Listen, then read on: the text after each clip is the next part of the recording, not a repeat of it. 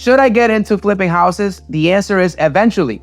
You should first buy properties using these methods: the FHA loan, conventional loans, and DSCR loans. These loans are great for first-time home buyers and wanting to be first-time investors. They allow you to buy up to 4 family houses while putting as little money down.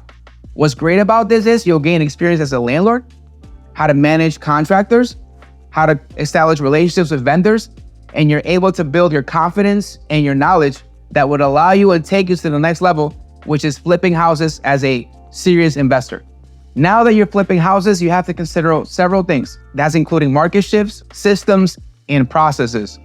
So you have to build a team of contractors, landscapers. You're going to need a trusted attorney, a good realtor that has experience, and contractors that can get the work done timely, efficiently, and within budget.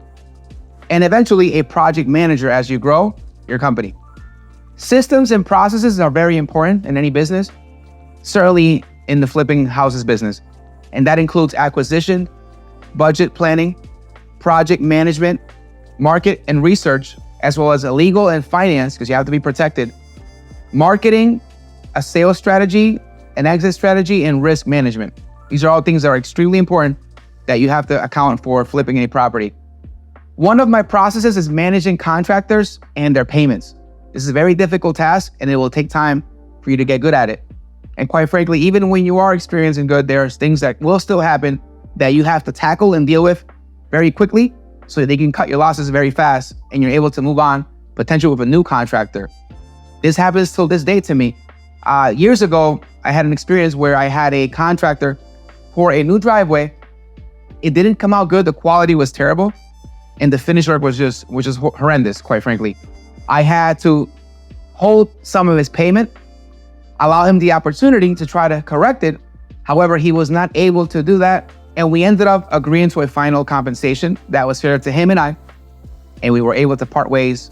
I also had another experience about a year ago where I was doing a project and about at the 90% mark of completion, the contractor, because of his mismanagement of funds and managing his team of workers, he wasn't able to complete the job, and I also had to retain some payment in order to bring in a new contractor to finish his job.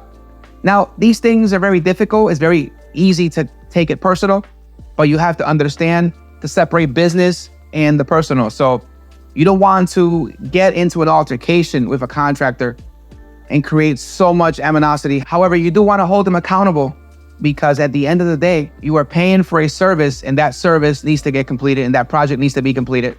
So I had to bring in someone else on board that will finish the project. And you have to identify these things. That's only going to come with experience. As you're able to see the quality of work, the unfinished different jobs within a house. So there are many jobs that you have to take care of in a project, especially if you're doing kind of A through Z, which I've been doing quite a few of those. So I had to stop him because he wasn't able to go back and finish at a timely manner. He lost his motivation. He had lost his energy, and he no longer wanted to be part of the project. So we were able to kind of part ways. I brought someone else. We finished the project. He got paid. The house got sold. Everyone was happy. People have asked, how do investors contribute to the local economy? Some have built a bad rap. Unfortunately, that happens. There are good and there are bad in every field of work. However, we are able to give back through job creation, increase property values, not just for the property you're working on, but also in that community. Everyone benefits from it, quite frankly. They might not realize that until they're putting the house on the market or taking out money from a home equity line. Something else is that benefits is higher tax revenue for the town or city, which improves school systems, roads, etc. Also revitalization of that area, local spending, market activity. There are more houses that are in the market. Real estate's performing better. Communities can perform better. And lastly, entrepreneurship, my favorite. Able to inspire others, younger folks, people of my age, people that have been going through some difficult times, but they still have a dream, to inspire them that they can be successful. I had nothing but a dream, passion, and I had a chip on my shoulder. I went through a lot growing up, and I always had I had to prove to others that I could be great, that I could be successful. In that journey, I learned and discovered that I was ultimately proving it to myself, but before myself, to God. That He put me in this earth for a reason, to be successful, to be great. So I want to tell you directly is don't kill your dream. I don't care where you come from, how old you are, what your limitations are, what holds you back, mistakes you've done in the past. God chose you. Do more. Overcome more. You are what your bloodline has been waiting for. It doesn't matter where you came from. Jesus came from Nazareth, an insignificant place. Nothing good came out of Nazareth, and Jesus was great. He saved the entire world.